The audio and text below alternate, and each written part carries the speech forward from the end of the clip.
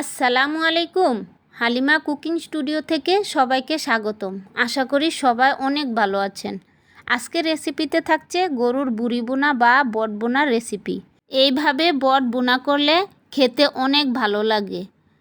অনেকে আছে বট বোনা পছন্দ করেন না, অনেকে পছন্দ করেন। আশা করি যারা পছন্দ করেন তাদের কাছে আমার এই রেসিপিটা ভালো লাগবে। যদি ভালো লেগে থাকে তাহলে আমার চ্যানেলটাকে সাবস্ক্রাইব করে আমার পাশে থাকবেন নতুন নতুন রেসিপি পাওয়ার জন্য। চলুন কথা না বাড়িয়ে মূল রেসিপিতে চলে যাই। প্রথমেই লাগছে গরুর বট। আমি এখানে একটা গরুর বট নিয়েছি, সুন্দর করে পরিষ্কার করে বড় বড় টুকরো করে নিয়েছি। এখন চুলায় একটা হাঁড়ি বসিয়ে দিয়ে হাঁড়িতে পর্যাপ্ত পরিমাণ পানি দিয়ে পানিটা হালকা গরম হয়ে আসলে দিয়ে দিব 1 টেবিল চামচ হলুদের গুঁড়া আর 10-12টা লং। তাতে কি হবে, বুড়ির যেই গন্ধ সেটা দূর করতে সাহায্য করবে। এখন পানিটা যখন একটু ফুটে আসবে তখন বটগুলা দিয়ে সাথে সাথে উঠিয়ে নিব। তাতে কি হবে, ছোট ছোট টুকরো করে নিতে খুব সুবিধা হবে। এখন একটু ঠান্ডা করে আমি ছোট ছোট টুকরো করে ভালো করে ধুয়ে পরিষ্কার করে পানি ঝরিয়ে নিয়েছি। এখন যেই হাঁড়িতে রান্না করব সেই হাঁড়ির মধ্যে সবগুলাকে নিয়ে নিব। তারপর দিয়ে দিব মেজারমেন্ট কাপের 2 কাপ পেঁয়াজ, আদা রসুন বাটা মেজারমেন্ট কাপের 1 কাপ, দিয়ে দিচ্ছি স্বাদমতো লবণ। তবে এই বট রান্নাতে পরিমাণে একটু বেশি মশলা লাগে। দিয়ে দিচ্ছি 1.5 টেবিল চামচ শুকনা মরিচের গুঁড়া, 1 টেবিল চামচ জিরার গুঁড়া, 1 টেবিল চামচ হলুদের গুঁড়া, 1 টেবিল চামচ গোলমরিচের গুঁড়া, 1 টেবিল চামচ গরম মশলার গুঁড়া, 1 টেবিল চামচ ধনিয়ার গুঁড়া। এবার অ্যাড করে দিব মেজারমেন্ট কাপের 2 কাপ সরিষার তেল। তবে চেষ্টা করবেন এই বট রান্নাতে সরিষার তেল ব্যবহার করার জন্য। সরিষার তেল দিয়ে বটটা রান্না করলে স্বাদটা দ্বিগুণ বেড়ে যায়। এখন সবগুলাকে ভালোভাবে হাত দিয়ে মেখে নিব। আর বটটা যেহেতু আমি রান্নার পরে একটু বাগার দিয়ে খাই, তাই আমি সবসময় সব মশলা দিয়ে হাতে মাখিয়ে রান্নাটা করি। মাখানো হয়ে গেছে, হাতটা ধুয়ে সামান্য একটু পানি দিয়ে দিলাম। এখন চুলায় বসিয়ে দিব।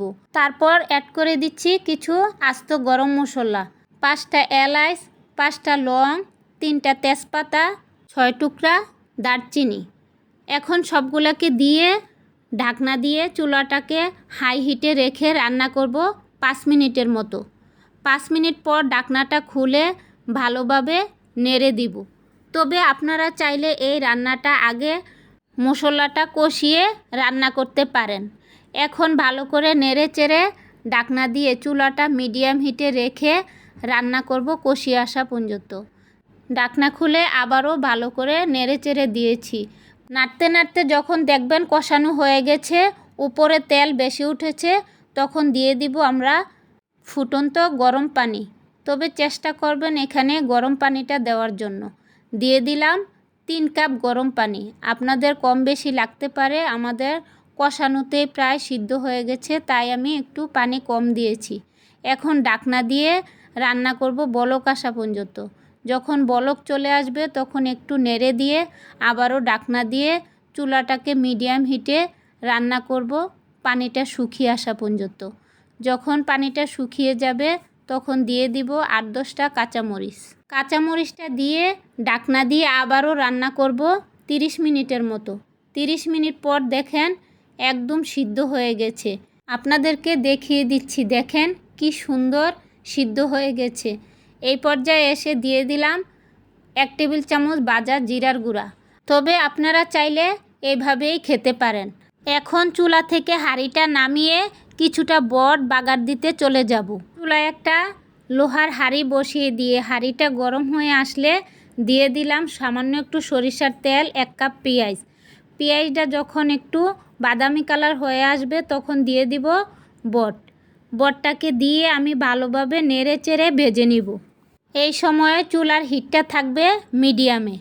এখন বাছতে বাছতে যখন একটা সুন্দর কালার চলে আসবে, মাখো মাখো হয়ে যাবে, তখন নামিয়ে নিব। তবে আপনারা যদি একটু ভাজা খেতে চান তাহলে আরেকটু সময় ধরে ভেজে নেবেন।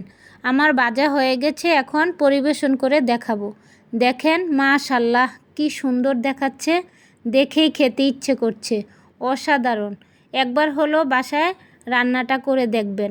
আশা করি আমার এই রেসিপিটাও আপনাদের কাছে ভালো লাগবে। যদি একটু ভালো লেগে থাকে তাহলে আমার চ্যানেলটাকে সাবস্ক্রাইব করে লাইক কমেন্ট শেয়ার করে আমার পাশে থাকবেন নতুন নতুন রেসিপি পাওয়ার জন্য। আর যারা আমার চ্যানেলটাকে সাবস্ক্রাইব করেছেন তাদেরকে অসংখ্য ধন্যবাদ। সবাই ভালো থাকবেন।